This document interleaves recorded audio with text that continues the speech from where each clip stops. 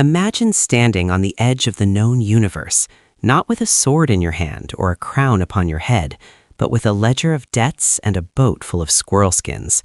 Long before Vasco da Gama rounded the Cape of Good Hope, and decades before Christopher Columbus miscalculated the circumference of the Earth, a lone man from the frozen heart of Russia set out on a journey that would redefine the boundaries of the medieval world.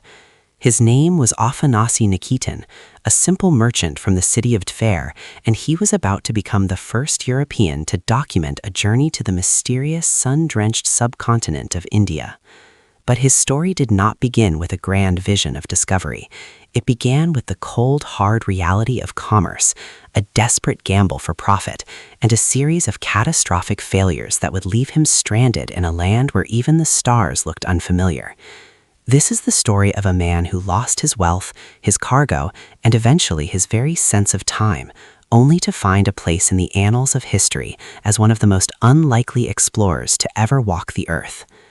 In the year 1466, the city of Tver was a bustling hub of trade, perched on the upper reaches of the Volga River.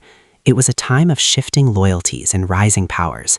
To the south and east lay the fractured remnants of the Golden Horde, a kaleidoscope of Tatar khanates that controlled the vital arteries of the silk and spice routes. To the west and north, the Grand Duchy of Moscow was beginning to flex its muscles, slowly absorbing the independent principalities of the Russian heartland. For a merchant like Afanasy Nikitin, the world was a map of risks and rewards. He was a man of the middle class, a literate trader who understood the value of a good pelt and the weight of a silver grivna. He was not a conqueror, nor was he an official diplomat. He was a man looking for a market. The plan was straightforward, if ambitious.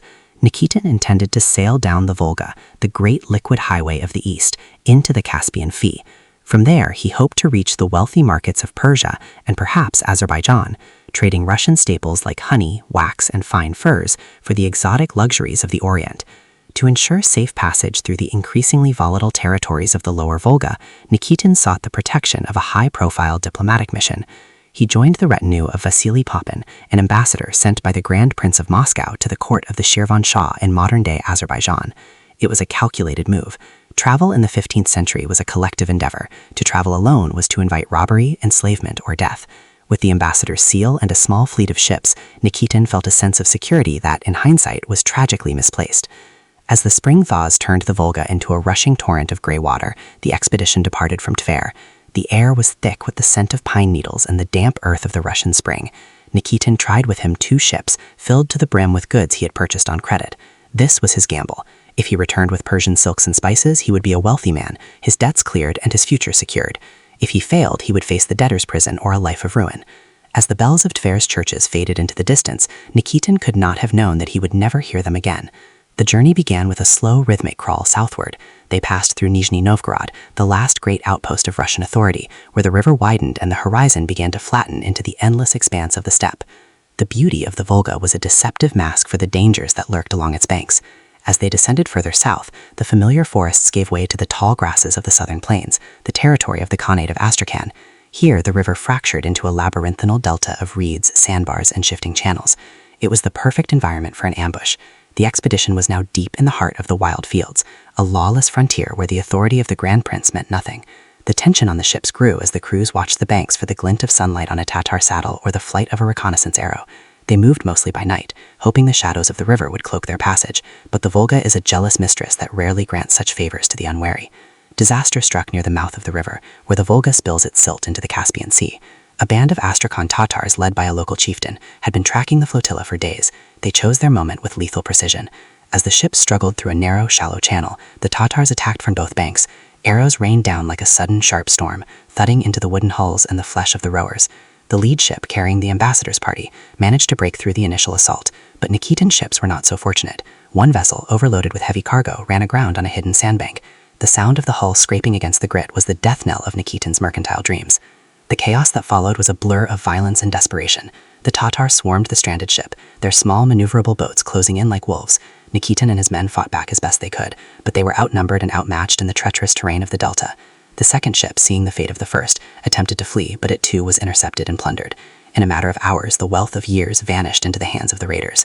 Nikitin watched as his bales of fur and his precious ledgers were hauled away. He was left with nothing but the clothes on his back and the small leather-bound diary he kept tucked into his belt, a diary that would eventually become The Journey Beyond Three Seas.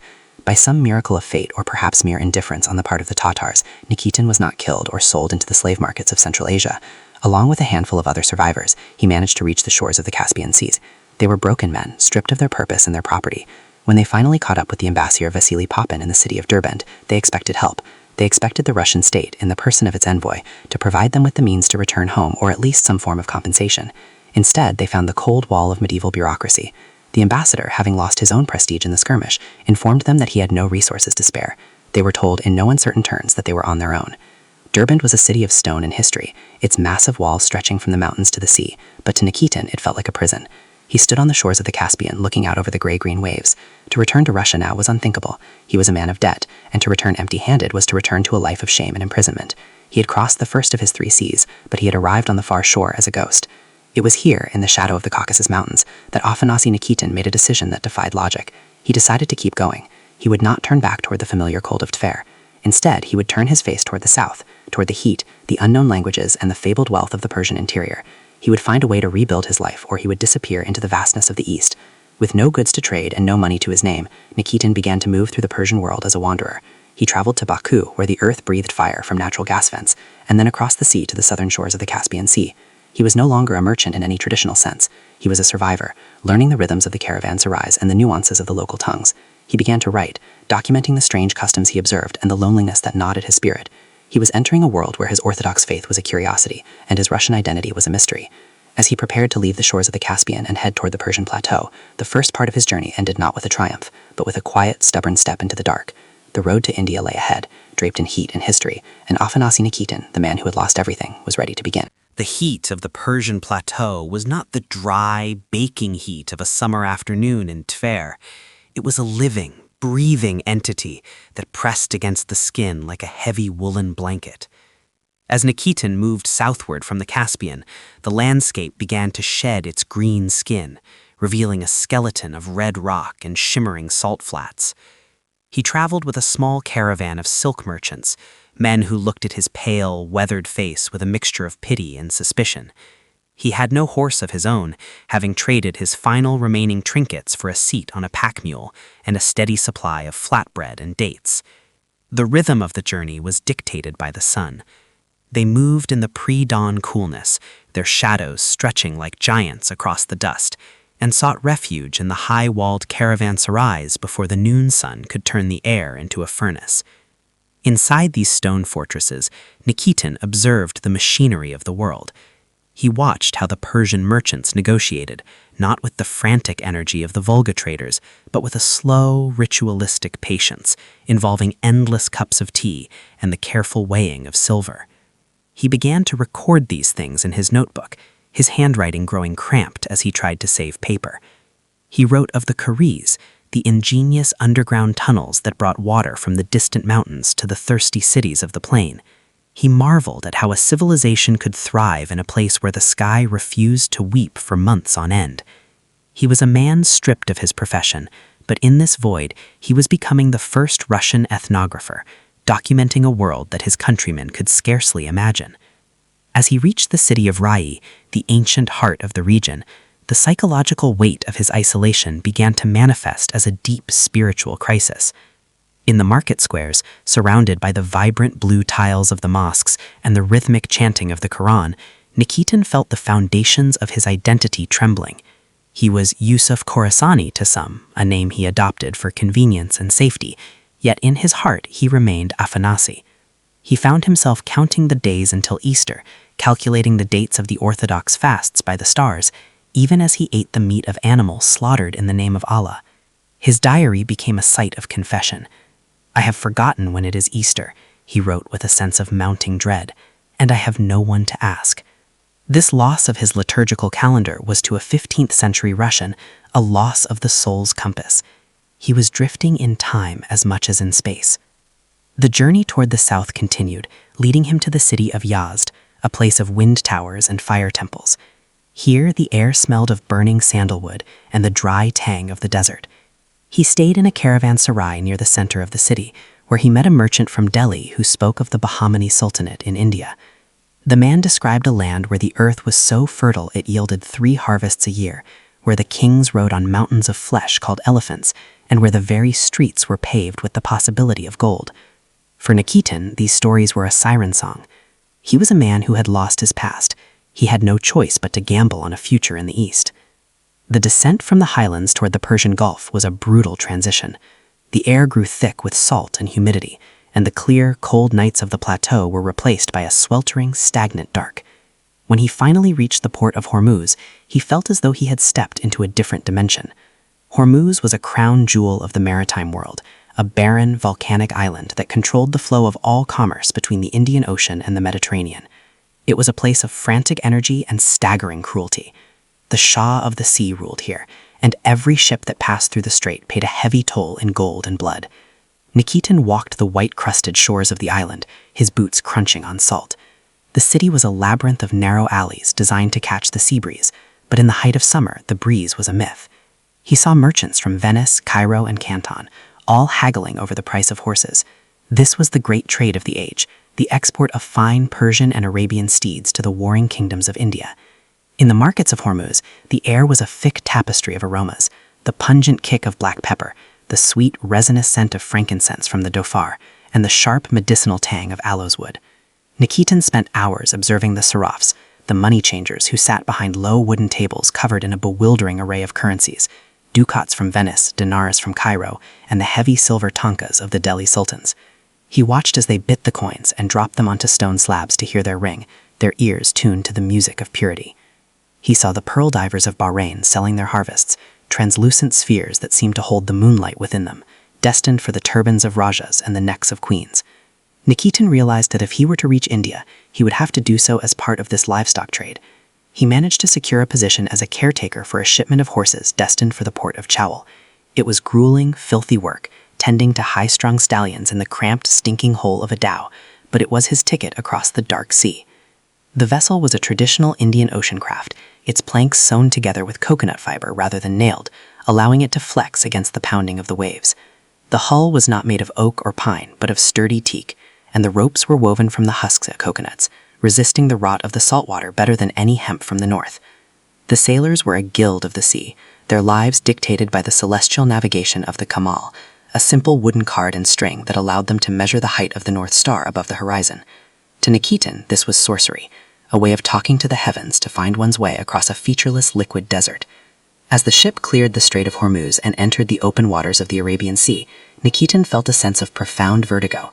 Behind him lay the familiar landmasses of Eurasia, the routes that could, however tenuously, lead back to the Volga.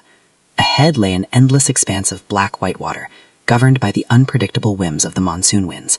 The sailors, a diverse crew of Arabs, Persians, and Africans, sang songs to the sea to calm its anger, while Nikitin huddled in the bow, clutching his notebook and praying to a god he feared was growing distant. The voyage lasted 6 weeks. The heat below deck was unimaginable, a soup of horse-dung, sweat, and stagnant bilge water. Nikitin spent most of his time on deck, watching the flying fish skip across the waves like silver coins. He watched the stars, noting how the Great Bear, his constant companion in the northern sky, was sinking lower and lower toward the horizon, while new, unfamiliar constellations rose to take its place.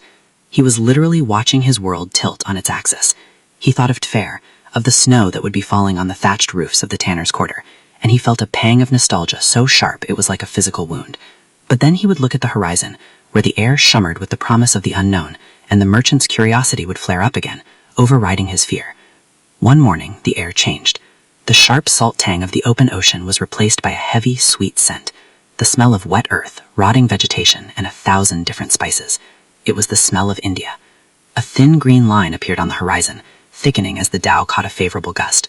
As they drew closer, the green resolved into a dense wall of palm trees and banyan groves, a verdant explosion that seemed impossible to a man who had spent the last year in the dusty browns and grays of Persia. This was the Malabar coast, a land of perpetual summer and unfathomable wealth. When the anchor finally dropped in the harbor of Chowal, Nikitin stood at the rail, his eyes wide. The port was a chaos of color. He saw men with skin the color of polished ebony, dressed in nothing but white loincloths, and women draped in silk so vibrant they looked like tropical birds. He saw the massive, lumbering shapes of elephants being used to haul timber, their trunks curling like prehistoric snakes. He saw temples with tiered roofs that reached toward the clouds, covered in carvings of gods with multiple arms and fierce dancing eyes. As he stepped onto the sun-drenched pier, Nikitin felt the heat of India rise up through the soles of his boots. It was a different kind of heat than he had known in Hormuz. It was fertile, humid, and heavy with the scent of life. He walked through the gates of Chawal, past guards wielding curved tulwars and shields made of rhinoceros hide. The sheer density of humanity was overwhelming. It was a cacophony of languages: Marathi, Konkani, Persian, and the soft melodic tones of the south. He was a Russian merchant in a land where Russia did not exist, a Christian in a land of 1,000 gods, a man with no goods to sell in the world's greatest marketplace.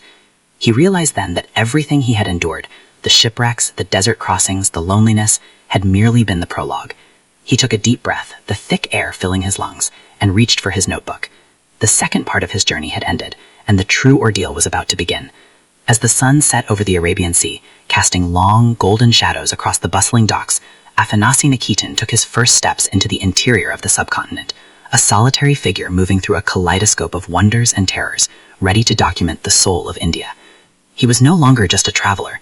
He was a ghost in a paradise he could not yet understand. The path away from the coast was a grueling ascent, a vertical struggle against the basalt ramparts of the Western Ghats. Afanasy Nikitin, now a man stripped of his merchant's finery and his professional pride, led his sole remaining asset, a majestic, high-bred stallion he had purchased in Hormuz, up the winding, rain-slicked trails. The humid, salt-heavy air of the Arabian Sea slowly gave way to a thinner, sharper atmosphere as he climbed toward the Deccan Plateau. Every step he took away from the water felt like a step into a deeper, more profound isolation.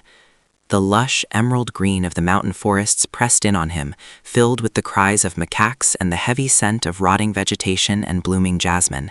He was moving toward Junir, a fortress city that sat like a crown upon the jagged hills, governed by the Bahmani Sultanate, a power that held the center of the subcontinent in a grip of iron and silk. In Junir, the reality of his precarious position finally crystallized. He was no longer a traveler under the protection of a trade caravan, he was a singular curiosity. The local governor, a man named Asad Khan, took immediate interest in the pale-skinned stranger and his magnificent horse. Nikitin, who had hoped to sell the animal for a price that would recoup his losses and fund his return to Tver, found himself instead trapped in a terrifying diplomatic nightmare. Asad Khan, eyeing the Russians' clear eyes and foreign ways, issued an ultimatum that struck at the very core of Nikitin's identity. The Khan demanded that Nikitin renounce his Christian faith and embrace Islam. If he converted, he would be given 1,000 pieces of gold and his horse would be spared. If he refused, he would be sold into slavery and his stallion would be confiscated by the state. For 4 days, Nikitin was held in a state of spiritual and physical limbo. In his journal, the entries from this period are frantic, marked by a desperate reaching for a God who felt thousands of miles away. He prayed for a miracle, for a sign that his soul was not the price of his survival. He looked at the horse, the creature that represented his last tether to the world of commerce, and saw it as both his savior and his curse. On the 4th day, as the deadline loomed, a chance encounter with a high-ranking official who had known the Russian merchants in the north provided the reprieve he needed. The ultimatum was dropped, and Nikitin was allowed to keep his faith and his horse, though the psychological scars of the encounter remained. He had looked into the abyss of total erasure and realized that in this land, his history, his language, and his prayers were as fragile as parchment in a monsoon. As he moved deeper into the interior, the landscape flattened into the vast rolling expanse of the Deccan. The rains began in earnest, the legendary Indian monsoon that turned the dusty red earth into a thick, clinging mire. Nikitin observed the rhythm of the land with a weary but meticulous eye. He noted the way the locals lived in houses of mud and thatch, how they ate 2 meals a day consisting of rice and khichdi with ginger and herbs, and how they avoided wine and beef. He was fascinated and repulsed by the social stratifications he encountered. He wrote of the 84 castes, noting that members of different groups would neither eat nor drink with one another, nor would they intermarry. To Nikitin, who came from a world of rigid but singular feudalism, the complexity of the Hindu social order was an impenetrable labyrinth. He saw the black people, as he called the local populace, as a sea of humanity living in a state of perpetual humble labor, while the Khorasanians, the Persian and Turkish ruling elite, lived in a world of staggering, almost offensive luxury. By the time Nikitin reached Bidar, the magnificent capital of the Bahmani Sultanate, he was a man living between worlds. Bidar was a city of wonders, a fortress of dark volcanic stone and gleaming white marble palaces. The Sultan, Muhammad Shah III, was a boy king, but the true power lay in the hands of the great vizier, Muhammad Gawan. Nikitin stood in the shadows as the Sultan's procession moved through the streets, a display of wealth that defied his ability to describe. He saw elephants clad in silk trappings with brass towers on their backs, each carrying 12 men in armor. There were hundreds of camels, thousands of foot soldiers, and musicians playing trumpets that seemed to shake the very foundations of the city. The Sultan himself rode on a golden saddle, his robes encrusted with gems that caught the harsh Indian sun, casting glints of light that blinded the commoners who bowed in the dust. Yet amidst this splendor, Nikitin's journal began to reflect a deepening spiritual crisis. He had lost track of the Christian calendar. In a world where the sun rose and set with a predictable, burning intensity, and where the festivals were dedicated to Shiva or the Prophet, the dates of Easter, Lent, and the feast days of the saints slipped through his fingers like sand. He wrote of his shame, his fear that by losing the rhythm of his prayers, he was losing his connection to his homeland and his salvation. He tried to calculate the dates based on the cycles of the moon, but he was never sure. He fasted when he thought he should, and he prayed in secret, whispered Slavic words into the humid night. But the silence that returned was filled only with the chirping of cicadas and the distant thrum of temple dams. He stayed in Bidar for several months, attempting to sell his horse and find a way to make a profit in a market where he understood neither the products nor the players. He found that the goods he knew, furs, wax, and honey, were worthless here, and the goods of India, pepper, ginger, and precious stones, were controlled by powerful monopolies that a solitary Russian had no hope of penetrating. He was a merchant who could not trade, a traveler who could not return home, and a believer who had lost his church. He spent his days wandering the markets, observing the trade in slaves, the piles of colorful silks, and the heaps of aromatic spices. He noted the prices of grain and the weight of the local currency with the habit of a man who still hoped to find a logic in the chaos. His observations grew more ethnographic as his commercial hopes faded. He described the appearance of the people, the way they oiled their skin, the silver rings they wore on their toes, and the intricate patterns of their turbans. He was struck by the presence of women in the public sphere, a stark contrast to the secluded lives of women in Russia or the Middle East. He watched the dancers in the temples and the yogis in the streets, men who sat in silent meditation amidst the roar of the city, and he wondered at the source of their stillness. He was beginning to realize that India was not just a place to be traveled through, but a vast, living organism that demanded a total reimagining of the world. As the year turned, Nikitin decided to travel to the holy city of Parvat, the great Sri Sailam, to witness the festival of the Night of Shiva. He was drawn by the promise of seeing the true soul of the Hindu people, away from the Persianized courts of the sultans. He traveled with a group of pilgrims, a pale ghost among the throngs of the faithful. The journey was a descent into a world of ancient stone and sacred water, where the air was thick with the smoke of camphor and the chanting of 1,000 voices. He was standing on the threshold of a revelation, a moment where his identity as a Russian and a Christian would be tested by the sheer, overwhelming power of a culture that had existed for millennia before his own. He clutched his notebook to his chest, the ink fading but his resolve hardening. The journey of the merchant was over. The journey of the witness had truly begun. He looked toward the distant spires of the temples, ready to see what lay at the heart of the great southern mystery, unaware that the road back to the Volga was growing longer and more shadow in every passing day. The temple complex of Sri Sailam, or Parvat as Nikitin recorded it, was not merely a cluster of buildings. It was a stone-hewn universe, a labyrinth of the sacred, where the very air seemed to vibrate with the resonance of 100,000 chanting voices. As Afanasy moved among the pilgrims, he felt the heavy weight of his own strangeness. He was a tall, pale specter in a sea of brown skin and brightly dyed cloths. Yet for the first time in his years of wandering, he felt a peculiar sense of kinship with those around him. They were seekers, just as he was, driven by a hunger that no amount of spice or silk could satisfy. He watched as the faithful poured milk and honey over the blackened stones of the lingam, their faces illuminated by the flickering glow of countless oil lamps.